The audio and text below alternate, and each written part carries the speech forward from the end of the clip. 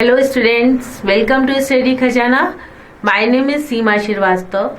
Today we will discuss about hydrogen bonding. आपको states of matter जो कि पहला लेक्चर लिया था मैंने, उसके बाद स्टेट्स ऑफ मैटर में ही कई सारे फोर्सेस के बारे में डिस्कस किया.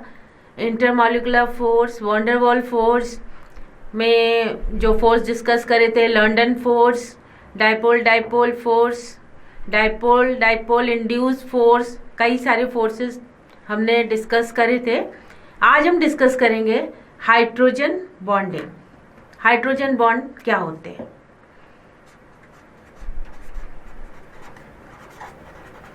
हाइड्रोजन बॉन्ड, हाइड्रोजन बॉन्ड पहले भी हम डिस्कस कर चुके हैं.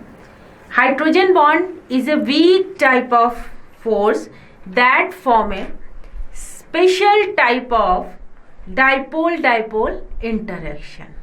Special type of dipole-dipole interaction which occurs when hydrogen atom bonded by a strongly electronegative atom. जैसे वो कौन से होते हैं?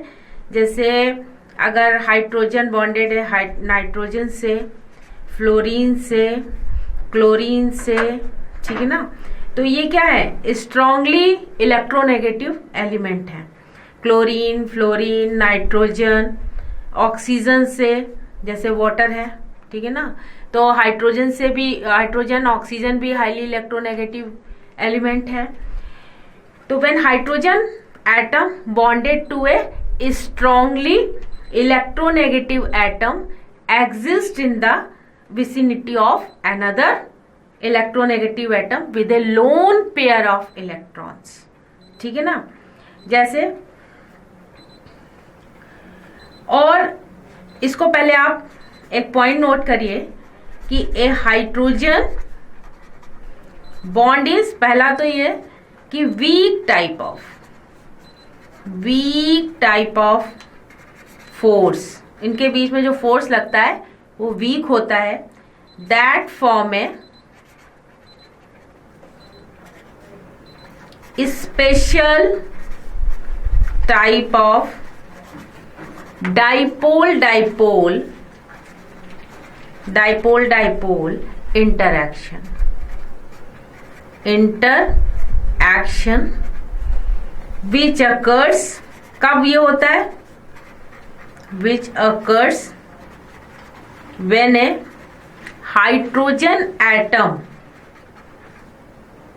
bonded to a strongly electronegative atom.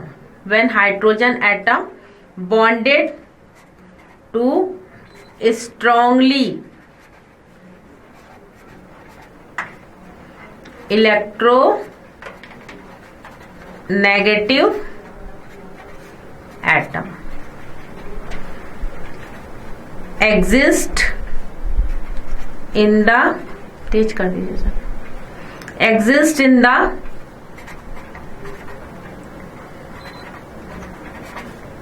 vicinity of another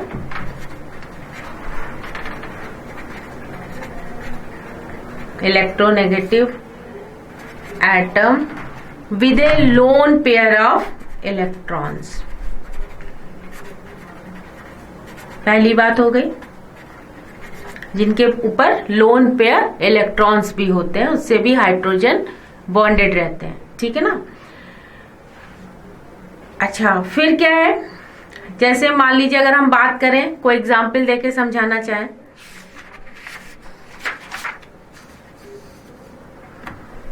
for example, जैसे अमोनिया है, तो हाइड्रोजन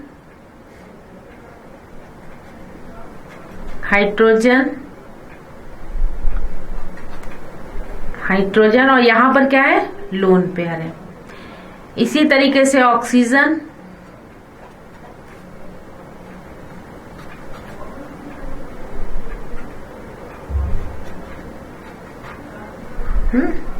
H2O, ऑक्सीजन पर कितने लोन पेयर इलेक्ट्रॉन है?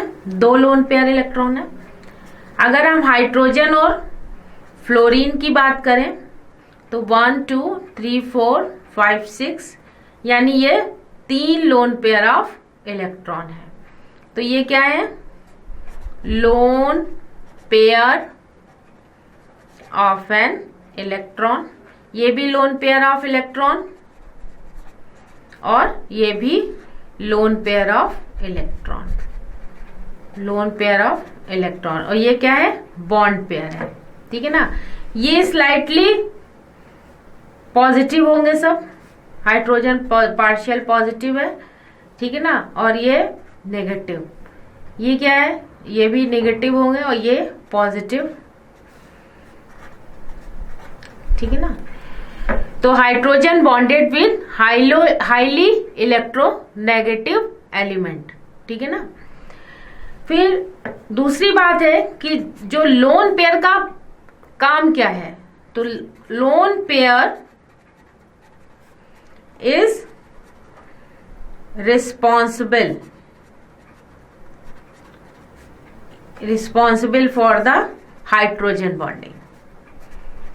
Lone pair is responsible for the hydrogen bonding. ये हाइड्रोजन बॉन्डिंग में पार्टिसिपेट करते हैं।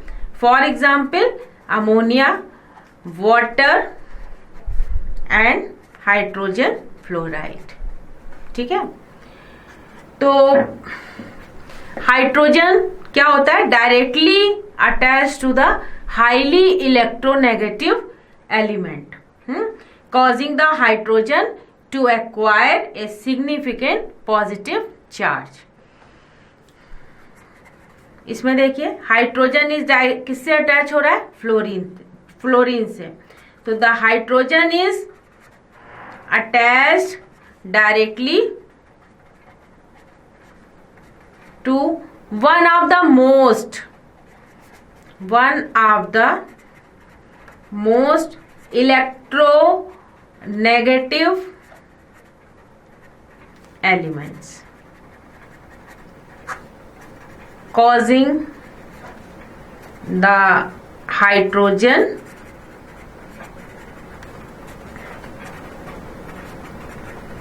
to acquire, हाइड्रोजन पे कौन सा चार्ज आ जाएगा? Partial positive charge, a significant positive charge, significant positive charge. ठीक है ना। अब दूसरी बात क्या होती है? दूसरी बात यह है कि हाँ, पहले तो हमने ये बताया आपको कि हाइड्रोजन जो है हाईली इलेक्ट्रोनेगेटिव एलिमेंट से जुड़ा हुआ है। ठीक है ना। दूसरी बात यह है कि each of the element to which the hydrogen is attached is not only significant negative but it has at least one active lone pair. ये केवल नेगेटिव नहीं होता है बल्कि इसके पास एक लोन पेयर ऑफ इलेक्ट्रॉन भी ये दिखा रहा है। ठीक है ना। अच्छा, lone pair at the two level, जैसे two level have the electrons contain in relatively small volume of space with therefore has a high density of negative charge. फिर है lone pair at higher levels are more diffuse and not so attractive to positive thing. जैसे for example अगर हम लें consider the water molecule, अगर हम water molecule की बात करें, एग्जाम्पल लेते हैं। ठीक है ना। तो वाटर मॉलिक्यूल की बात करें अगर हम, तो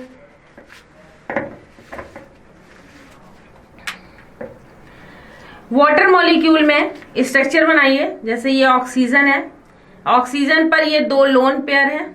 ठीक है ना। ऑक्सीजन का एटॉमिक नंबर होता है 8, तो के में होंगे 2 इलेक्ट्रॉन और एल में 6 इलेक्ट्रॉन होंगे।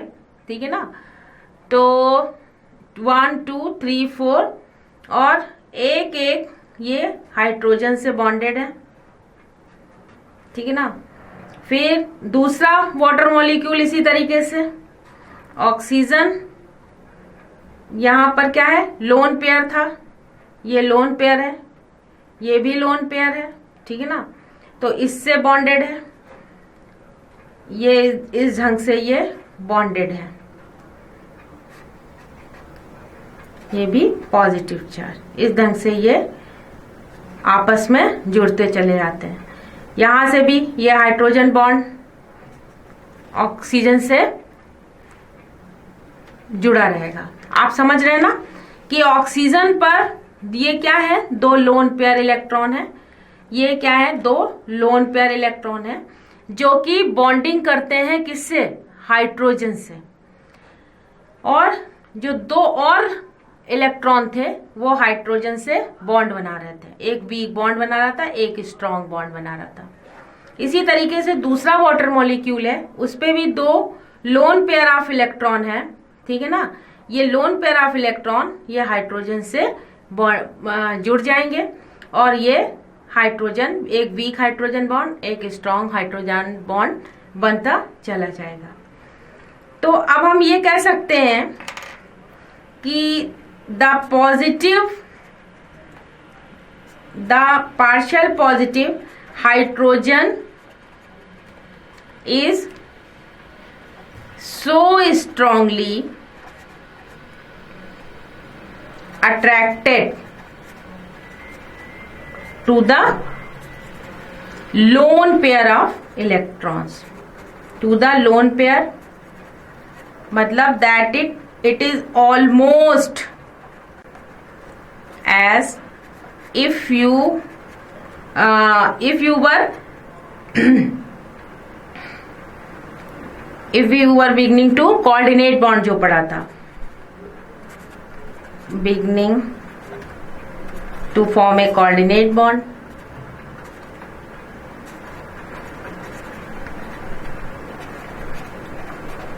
ठीक है ना।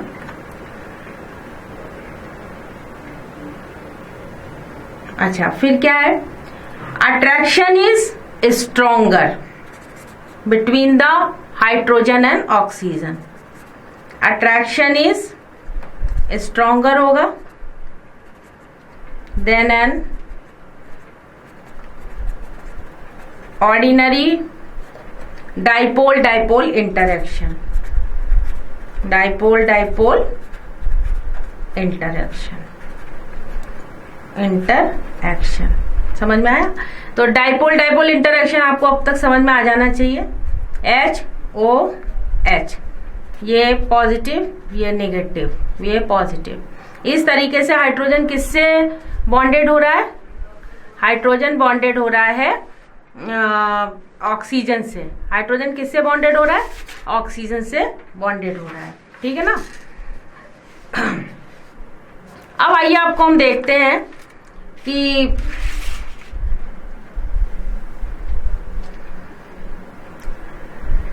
Hydrogen have about a 10th the strength of a average covalent bond and are being constantly broken and reformed in liquid water। ये तो इसकी प्रॉपर्टी हो गई। अब आप देखिए, अगर हम अमोनिया और हाइड्रोजन फ्लोराइड की बात करें, in case of ammonia NH3 and hydrogen fluoride, तो द जो amount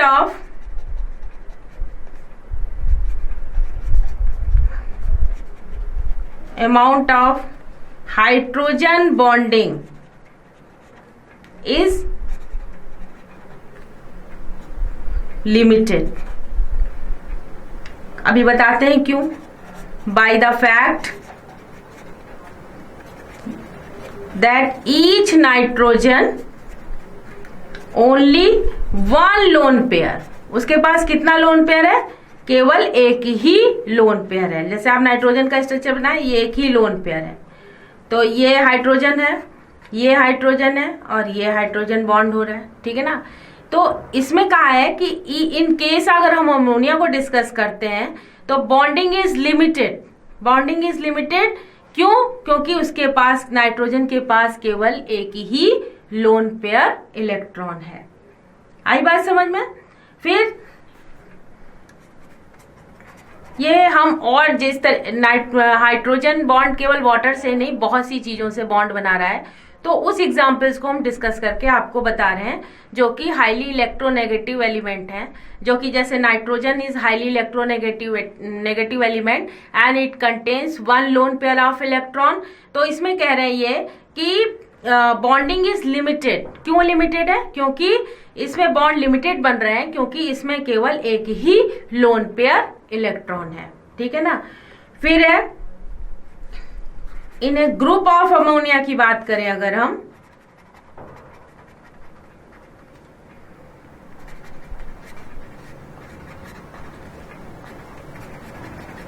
there are not enough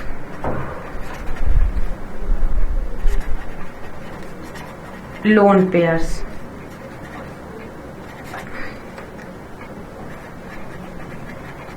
to go around to satisfy all the hydrogen। ठीक है, ये तो हो गई अमोनिया की बात। अगर हम बात करें हाइड्रोजन फ्लोराइड की, हाइड्रोजन फ्लोराइड में कैसे हाइड्रोजन फ्लोरीन से जुड़ा रहता है, तो in this case shortage of hydrogen, देखिए हाइड्रोजन यहां पर शॉर्ट है, in this case shortage of hydrogen. ठीक है ना। मगर अगर एग्जैक्ट एग्जाम्पल लें तो वो है वाटर का। तो in water molecule, in water there are exactly the right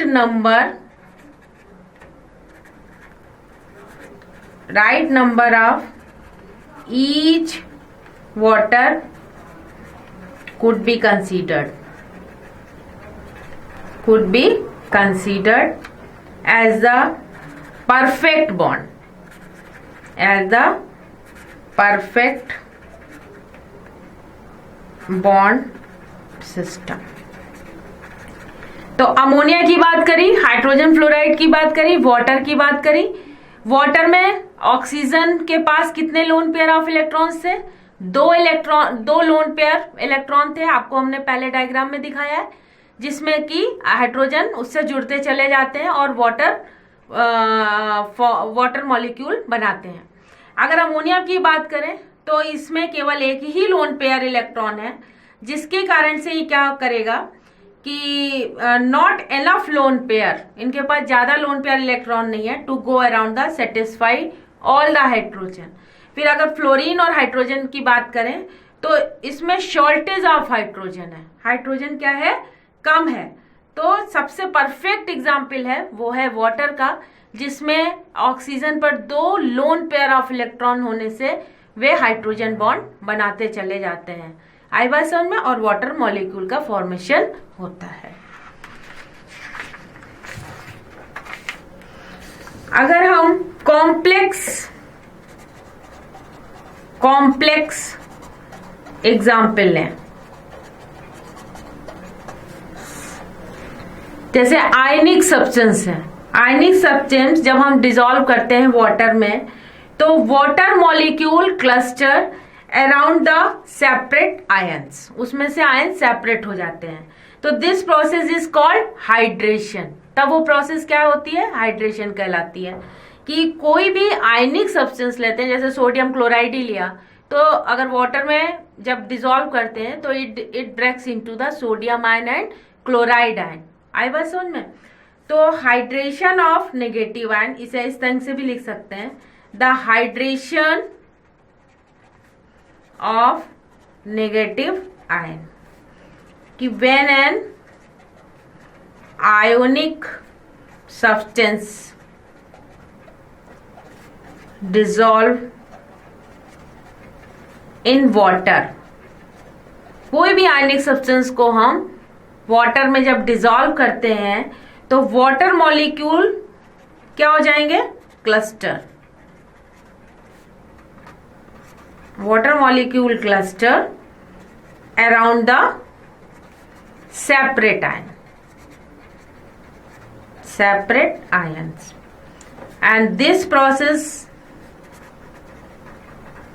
is called hydration.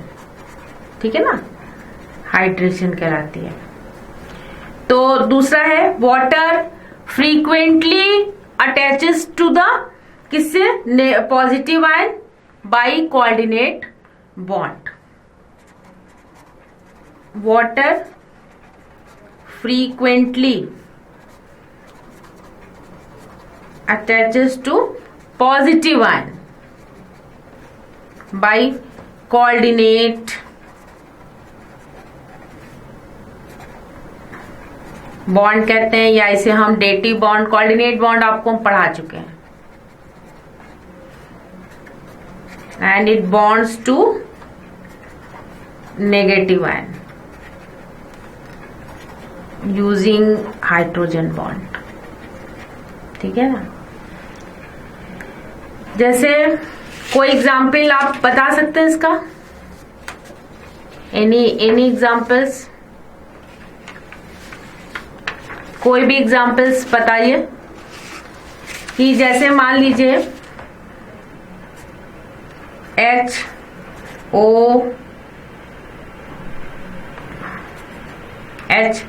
फिर यहां पर क्लोरीन है, ये लोन पेयर यहां पर प्रेजेंट है. ठीक है ना, या यहां से ये बॉन्ड कर रहा है क्लोरीन से. ठीक है ना. उसके बाद ये ऑक्सीजन, हाइड्रोजन, फिर ऑक्सीजन, फिर हाइड्रोजन. यहां पर 2 लोन पेयर इलेक्ट्रॉन है. और यहां पर देखिए ये क्लोरीन जो था, इसमें 3 लोन पेयर इलेक्ट्रॉन है. 3 लोन पेयर इलेक्ट्रॉन है जो कि हाइड्रोजन से और ऑक्सीजन से बॉन्ड बना रहे हैं. ठीक है ना. हाइड्रोजन क्लोराइड की बात कर रहे हैं. हाइड्रोजन क्लोराइड को जब हम वाटर में डिसॉल्व करते हैं तो वो हाइड्रोजन आयन और क्लोराइड आयंस में ब्रेक हो जाएगा. तो वो वाटर से कैसे बॉन्डिंग कर रहे हैं, जैसे क्लोरीन है, क्लोरीन का एटॉमिक नंबर कितना होता है, 17 होता है, जिसमें 7 इलेक्ट्रॉन उसके वैलेंस शेल में रहते हैं. तो 1 2 ये जो लोन पेयर इलेक्ट्रॉन है, और यहाँ पर एक बॉन्ड पेयर बना रहा है, किससे, हाइड्रोजन से बना रहा है, क्लोरीन. ठीक है ना. और यहाँ पर एक लोन पेयर इलेक्ट्रॉन जो है वो हाइड्रोजन से जुड़ रहा है. ये हाइड्रोजन से जुड़ रहा है, हाइड्रोजन फिर ऑक्सीजन से जुड़ रहा है, ऑक्सीजन फिर हाइड्रोजन से जुड़ रहा है. इसी तरीके से दूसरा जो लोन पेयर इलेक्ट्रॉन है वो हाइड्रोजन से जुड़ रहा है और ये ऑक्सीजन से जुड़ रहा है. फिर ये ऑक्सीजन हाइड्रोजन से जुड़ रहा है. तीसरा लोन पेयर इलेक्ट्रॉन हाइड्रोजन से जुड़ रहा है, ये वाटर से जुड़ रहा है, ऑक्सीजन से जुड़ रहा है, और ये हाइड्रोजन से जुड़ रहा है. तो यहाँ पर पॉजिटिव चार्ज, ऑक्सीजन पर 2 लोन पेयर ऑफ इलेक्ट्रॉन है. यहाँ पर आप देखिए ये 2 लोन पेयर ऑफ इलेक्ट्रॉन है ऑक्सीजन पर. ये क्लोरीन पर 2 लोन पेयर ऑफ इलेक्ट्रॉन थे. ठीक है ना. और ये ऑक्सीजन पर यहाँ भी 2 लोन पेयर ऑफ इलेक्ट्रॉन है. यहाँ पर ऑक्सीजन है, यहाँ पर भी 2 lone pair of electron present है ऑक्सीजन के. ठीक है ना. इस तरीके से ये हाइड्रोजन से जुड़ते चले जाएंगे, हाइड्रोजन ऑक्सीजन मॉलिक्यूल क्लोरीन से जुड़ते चले जाएंगे. तो आप क्लोरीन देखिए, एक क्लोरीन जो था ये किससे बॉन्ड बना रहा था, हाइड्रोजन से, और इसके पास 3 लोन पेयर इलेक्ट्रॉन थे. ठीक है ना. तो ये 3 लोन पेयर, एक लोन पेयर हाइड्रोजन से जुड़ा, फिर ऑक्सीजन से जुड़ा, फिर हाइड्रोजन से जुड़ा. दूसरा लोन पेयर पहले ऑक्सीजन से जुड़ा, फिर ऑक्सीजन से जुड़ा, फिर ये हाइड्रोजन से जुड़ गया. तीसरा वाला भी हाइड्रोजन से जुड़ा, फिर ऑक्सीजन से जुड़ा, फिर हाइड्रोजन से जुड़ा. इसी तरीके से ऑक्सीजन पर भी 2 लोन पेयर हैं, ये फिर आगे चल के हाइड्रोजन से जुड़ेंगे, फिर ये ऑक्सीजन से जुड़ जाएंगे. इस ढंग से ये पूरा क्या बनाते हैं, हाइड्रोजन बॉन्ड फॉर्मेशन हो रहा होता है। जब हाइड्रोजन क्लोरीन, हमने कहा ना कि हाइड्रेशन ऑफ नेगेटिव आयन कैसे हाइड्रोजन बॉन्ड बनाते हैं वो हमने दिखाया। ये HCl है, तो ये मान लीजिए Cl क्या है, वेरी नेगेटिव इन नेचर, ठीक है ना। तो Cl किससे जुड़ेगा, हाइड्रोजन से, हाइड्रोजन फिर ऑक्सीजन से जुड़ गया, फिर हाइड्रोजन से, इस तरह से हमने ये स्ट्रक्चर आपको बना के दिखाया है। तो water frequently attaches to positive ion by coordinate bond, it bonds to negative ion using hydrogen bond.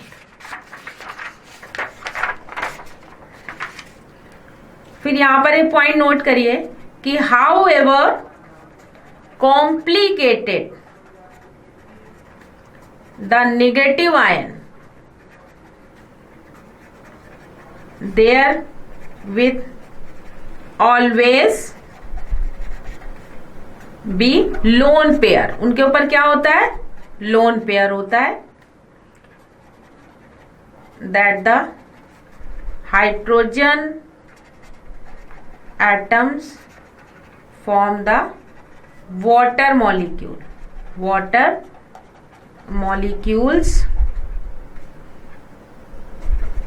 Hydrogen and oxygen.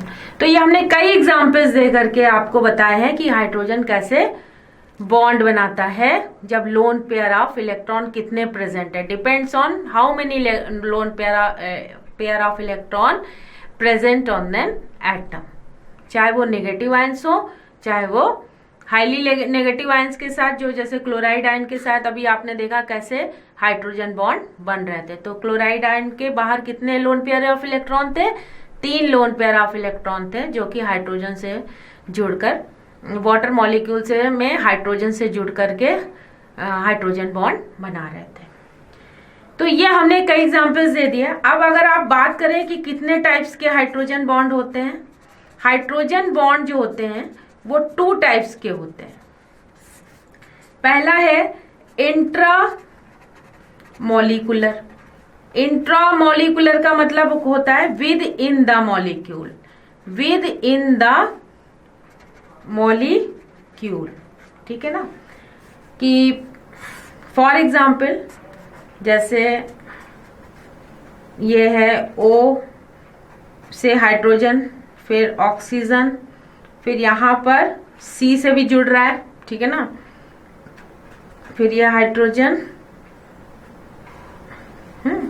तो ये क्या है, ऑर्थो, ये इसका एग्जाम्पल है, ortho hydroxy benzaldehyde, benzaldehyde. तो intra hydrogen bonds are those, intra hydrogen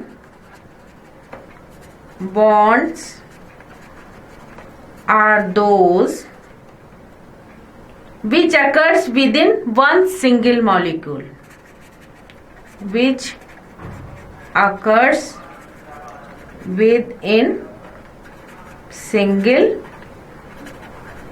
molecule, ठीक है ना। इंट्रा में बात कर रहे हैं, जैसे when 2 functional group, आप यहां बात करें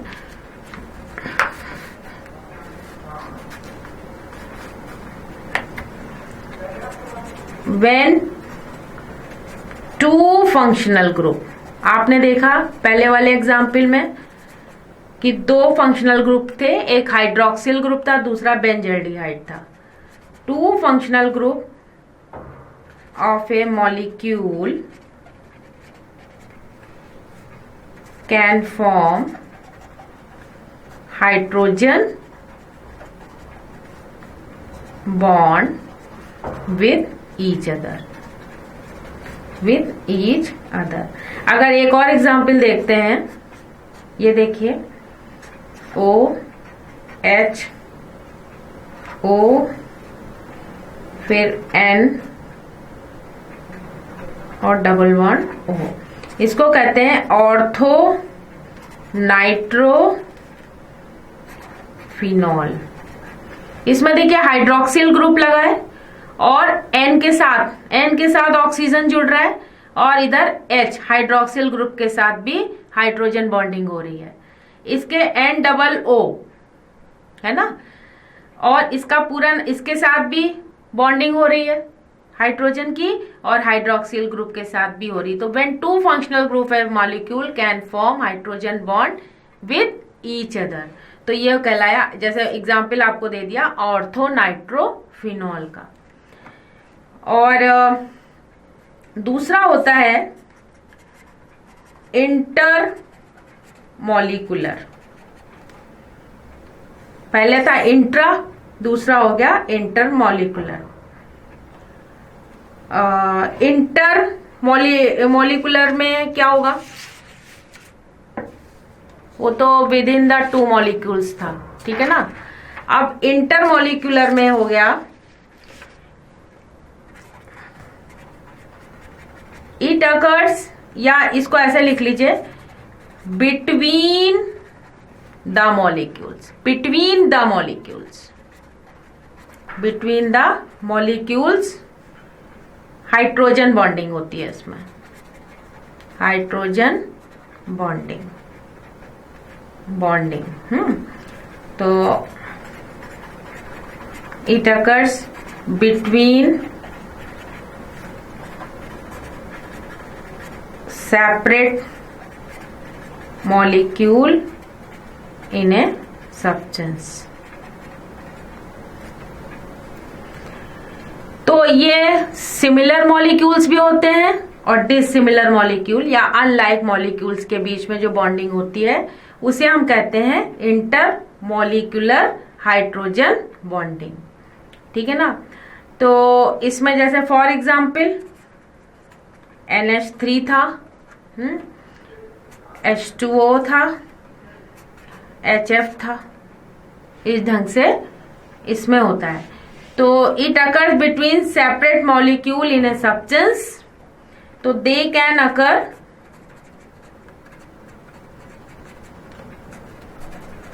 between any number of like or unlike molecules,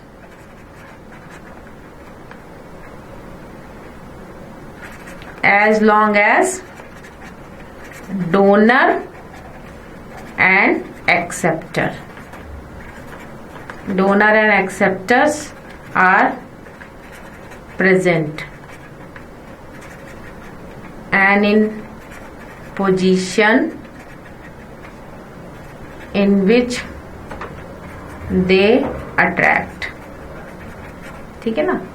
तो आप देखिए ना, अगर अमोनिया की बात करें तो इस पे एक लोन पेयर इलेक्ट्रॉन भी रहता है और 3 हाइड्रोजन बॉन्ड से ये जुड़ा रहता है। वाटर में एक ऑक्सीजन मॉलिक्यूल है, 2 हाइड्रोजन बॉन्ड, ठीक है ना। एक से वीक तरीके से जुड़ता है ऑक्सीजन, दूसरे से स्ट्रॉन्ग। तो ऑक्सीजन पर भी 2 लोन पेयर ऑफ इलेक्ट्रॉन है। HF है तो फ्लोरीन पर 6 मतलब यानी इलेक्ट्रॉन होते हैं आउटर शेल में, यानी 3 लोन पेयर ऑफ इलेक्ट्रॉन है, 1 से बॉन्डिंग कर रहा होता है हाइड्रोजन। तो इस ढंग से आपने देखा कि ये जो बॉन्डिंग होती है ये बिटवीन द मॉलिक्यूल्स होती है, ठीक है ना। It occurs between separate molecules in a substance, तो they can occur between any number of like और unlike molecule as long as donor and acceptor. अगर इसमें डोनर कहा जाए वाटर में तो ऑक्सीजन क्या है, एक्सेप्टर है, हाइड्रोजन क्या है, डोनर है, and in position in which they attract. तो ये हो गया इंटर मॉलिक्यूलर, ठीक है ना।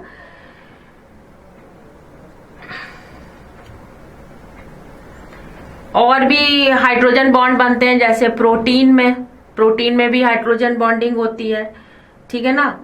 तो बहुत सी चीजों में एनओ में स्ट्रांगली इलेक्ट्रोनेगेटिव एटम होता है जो उससे हाइड्रोजन बॉन्डिंग हो रही होती है। तो ये हमने काफी इंफॉर्मेशन आपको हाइड्रोजन बॉन्ड के बारे में बताई है, ठीक है ना। तो जितने भी एग्जाम्पल्स दिए हैं आप उसको करिए अच्छे ढंग से, आपको अच्छे ढंग से जब करेंगे तो आपको समझ में आ जाएगा। तो ये था हाइड्रोजन बॉन्डिंग के बारे में।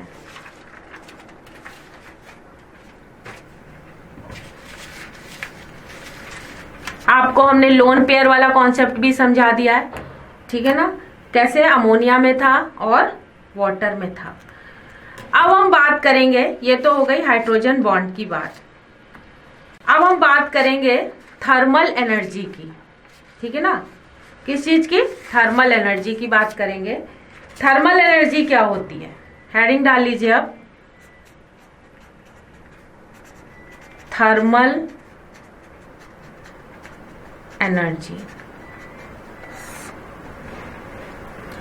Thermal energy is an energy in the form of heat. अब हम किस चीज की बात कर रहे हैं? थर्मल एनर्जी की। स्टेट्स ऑफ मैटर में थर्मल एनर्जी की बात करें। अभी तक हम हाइड्रोजन बॉन्डिंग की बात कर रहे थे, अब हम बात कर रहे हैं थर्मल एनर्जी की। तो जैसे अगर आपको हम समझाएंगे कुछ एग्जांपल्स देके कि थर्मल एनर्जी होती क्या है। तो पहला पॉइंट तो ये हो गया कि थर्मल एनर्जी जो होती है,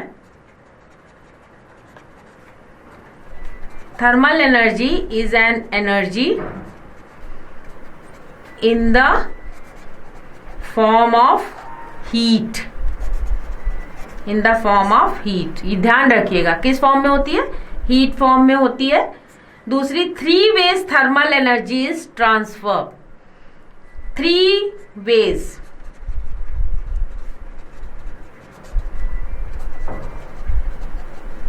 thermal energy is transferred between an object.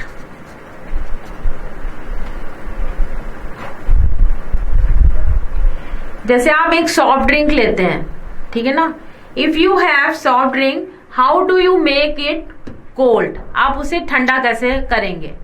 Soft drink लाए, अब उसको ठंडा करना है तो आप क्या करेंगे कि या तो उसमें आइस क्यूब्स डालेंगे, ठीक है ना, या उसको फ्रिज में कुछ देर के लिए रख देंगे, ठीक है ना।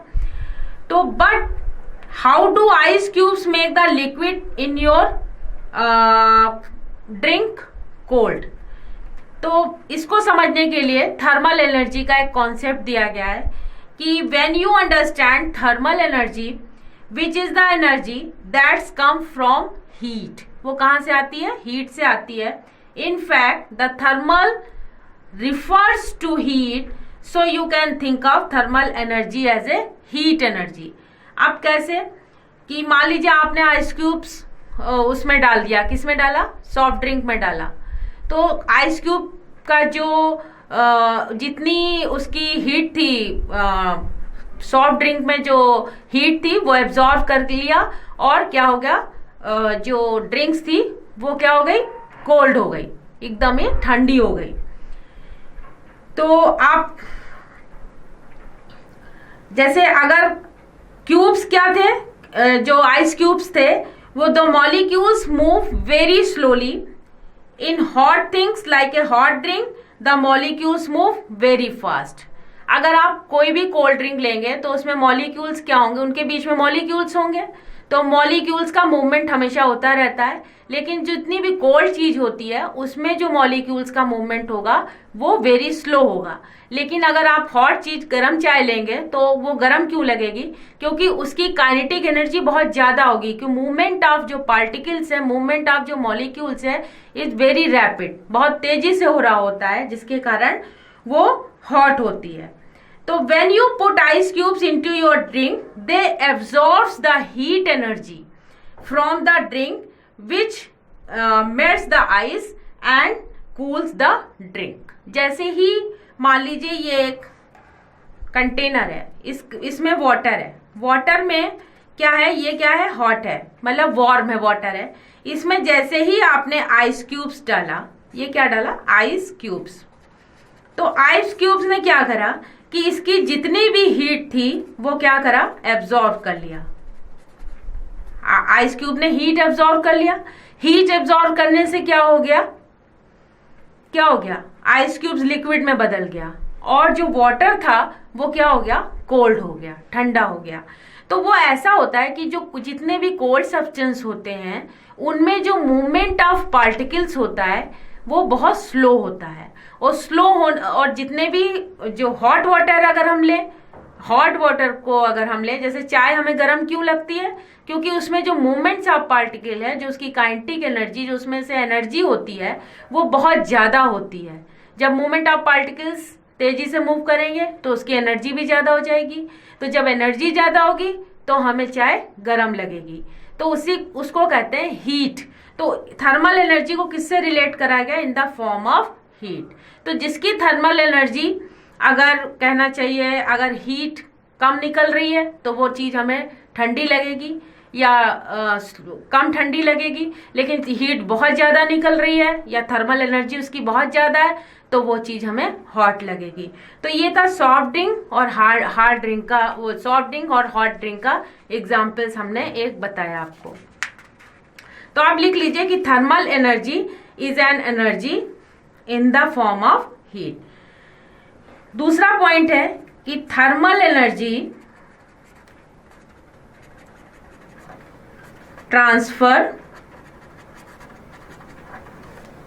ऑफ moves between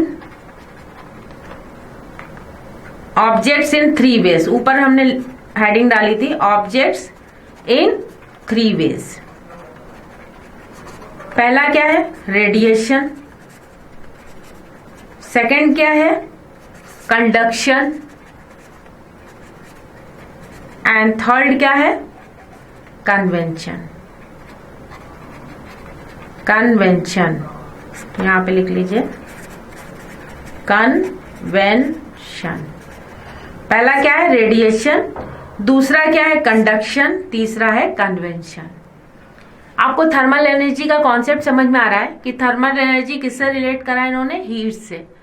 तो जो जैसे मान लीजिए दो आपको एग्जांपल दे रहे हैं, आइस क्यूब्स है और एक हम सॉफ्ट ड्रिंक लेते हैं। सॉफ्ट ड्रिंक को ठंडी करने के लिए हमने क्या डाला था, आइस क्यूब डाला था। तो आइस क्यूब्स में जो पार्टिकल्स का मूवमेंट था वो वेरी स्लो था, ठीक है ना। तो उसमें से निकलने वाली जो एनर्जी थी वो बहुत ही कम थी, यानी उसकी काइनेटिक एनर्जी बहुत लो थी। जैसे ही हमने वाटर में डाला तो वाटर में उसने क्या करा, सारी जो हीट थी वो उसको एब्जॉर्ब कर लिया आइस क्यूब्स ने, या सॉफ्ट ड्रिंक में डाला उसकी हीट को एब्जॉर्ब कर लिया और वो लिक्विड में चेंज हो गया, जिससे सॉफ्ट ड्रिंक का जो जितनी भी जब हीट एब्जॉर्ब हो गई तो जो सॉफ्ट ड्रिंक था वो इतना कोल्ड क्यों नहीं लग रहा था, क्योंकि उसमें से जो पार्टिकल्स थे वो कंपैरेटिवली आइस क्यूब के पार्टिकल से ज्यादा तेजी से मूव कर रहे थे, यानी उसकी जो काइनेटिक एनर्जी थी वो बहुत ज्यादा थी। आई बात समझ में। तो काइनेटिक एनर्जी ज्यादा होने से क्या हुआ, अब कम हो गई, जैसे आइस क्यूब डाला तो हमें सॉफ्ट ड्रिंक ठंडी लगने लगी। अब तीसरी बात यह है कि thermal energy transfer of move between objects in three ways, ठीक है ना। ट्रांसफर ऑफ मूव्स जैसे रेडिएशन, कंडक्शन एंड कन्वेंशन। अगर हम रेडिएशन की बात करें, रेडिएशन क्या होता है कि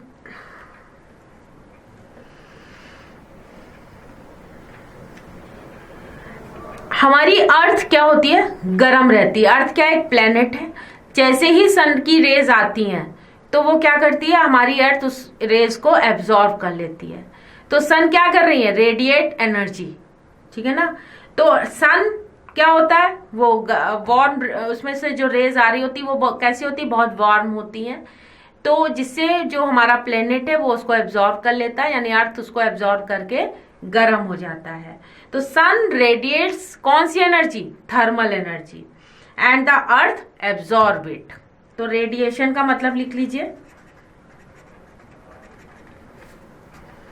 radiation is how planet earth stay warms. तो the sun radiate thermal energy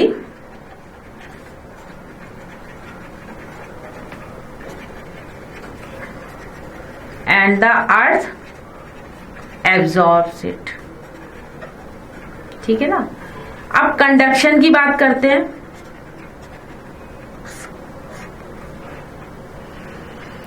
conduction का मतलब होता है कि thermal energy is transferred between two objects.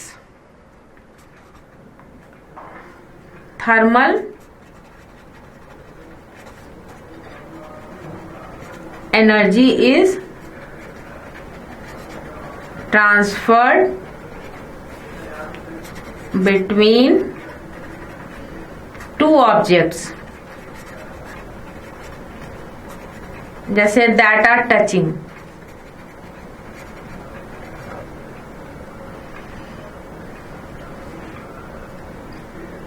आप क्या कर रहे हैं, एक गरम चाय का प्याला है आपके पास और आपके हाथ ठंडे हैं, जो पाम्स थे या जो फिंगर्स हैं वो क्या हो गई, गरम हो गई।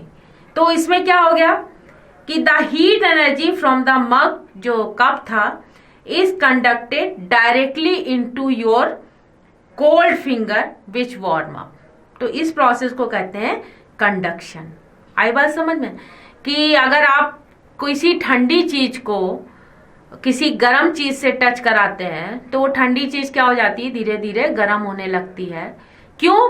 क्योंकि उसकी एनर्जी किसमें ट्रांसफर हो रही होती है, ठंडी जो ऑब्जेक्ट ठंडा था उसमें ट्रांसफर हो गई और वो ऑब्जेक्ट वार्म हो गया। तो इस प्रोसेस को क्या बोला हमने, कंडक्शन। यानी वो जो एनर्जी ट्रांसफर हो रही थी वो कौन सी एनर्जी थी, that energy was thermal energy. आई बात समझ में। तो thermal energy actually is an examples of kinetic energy. यहां पे लिख लीजिए कि जो थर्मल एनर्जी है is an example of kinetic energy as is due to the motion of particles। Particles किस में रहते हैं, मोशंस में रहते हैं। जैसे ये पार्टिकल्स हैं तो इसमें कंटिन्यूअसली क्या होगा, मूवमेंट होता रहता है।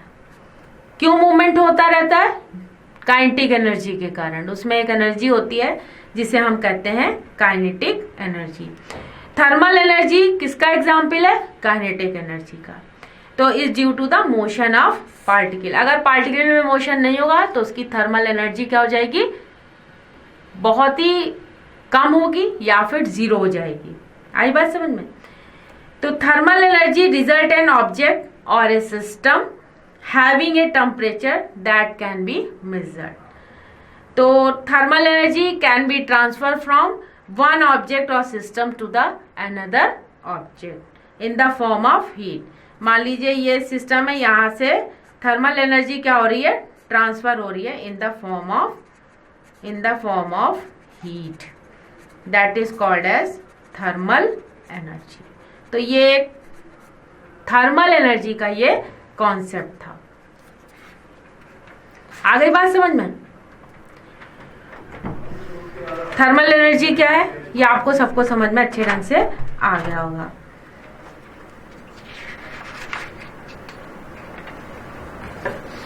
अगर मान लीजिए कोई सॉलिड स्टेट है, वो गैसियस स्टेट में कब चेंज होगा कि thermal energy has to be reduced. जब उसकी थर्मल एनर्जी कम होती जाएगी तो क्या हो जाएगा, गैसियस फॉर्म में आ जाएगा। तो कुछ हमने एग्जांपल्स आपको थर्मल एनर्जी के बताए हैं। ठीक है ना, आपको समझ में आ गया होगा कि थर्मल एनर्जी है क्या। चलिए अब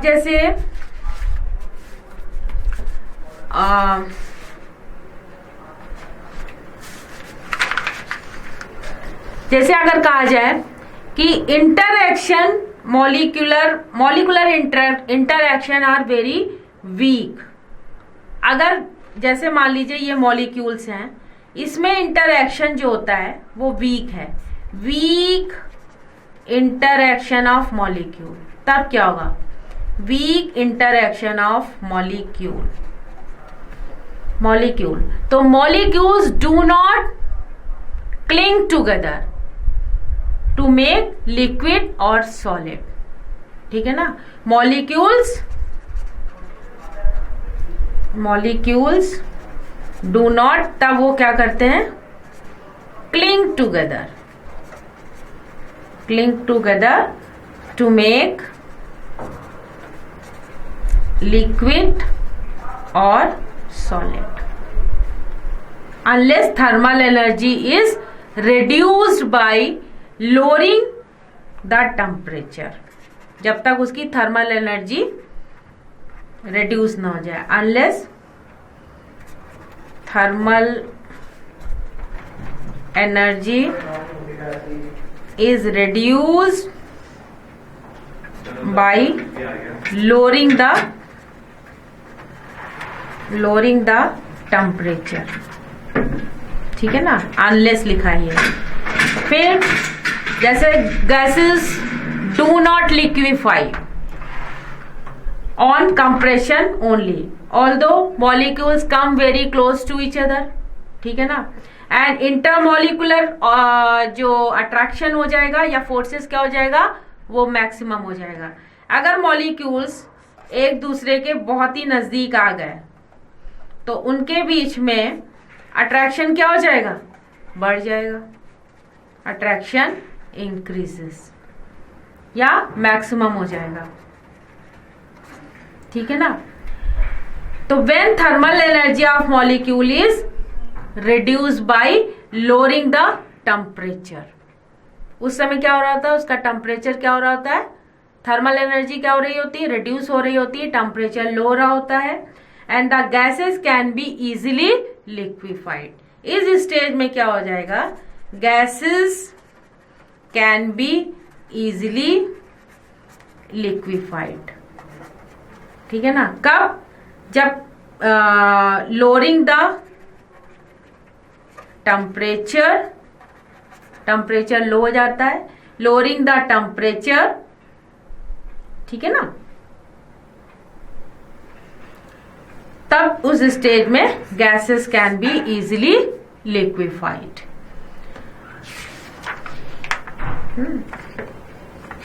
तो ये हमने कुछ एग्जांपल्स दिए। यहां पर कोई भी अट्रैक्शन नहीं हो रहा था, तो जब अट्रैक्शन नहीं हो रहा था तो वो molecules do not cling together to make liquid और solid unless thermal energy is reduced by lowering the temperature. अगर जब ये सिचुएशन होगी तब क्या होगा, मॉलिक्यूल्स जब क्या कर रहे हैं, अट्रैक्ट कर रहे हैं। कब अट्रैक्ट कर रहे हैं, जब एक दूसरे के पास आते जा रहे हैं, उनमें अट्रैक्शन बढ़ता जा रहा है। क्यों, तब गैसेस कैन बी इजिली क्या हो जाएंगी, लिक्विफाइड हो जाएंगी। मगर यहाँ ऐसा कुछ नहीं हो रहा है। इस स्टेज में क्या हो रहा है, लोअरिंग द टेम्परेचर, या हम कह सकते हैं when thermal energy of molecule is, thermal जो एनर्जी थी वो रिड्यूस हो गई और by the lowering the temperature. इस स्टेज में ऐसा नहीं हो रहा था। ये ए है और ये बी है, ठीक है ना। तो बच्चों, ये बात थी थर्मल एनर्जी की। आज हमने आपको कॉन्सेप्ट दिया है। आई होप आपको अच्छे ढंग से समझ में आ गया होगा। और ये बहुत इजी चीज़ आज हमने आपको सिखाई है, बहुत अच्छे ढंग से समझाया है। डायग्राम सारे दिए हुए हैं, आप उसको देखिए, एक बार समझिए, पढ़िए, और अगर पसंद आए तो वीडियो ज़रूर देखिए, ठीक है। Okay, that's all for today. Thank you so much. और कोई भी क्वेरीज लेनी है तो आप studykhazana.com से ले सकते हैं।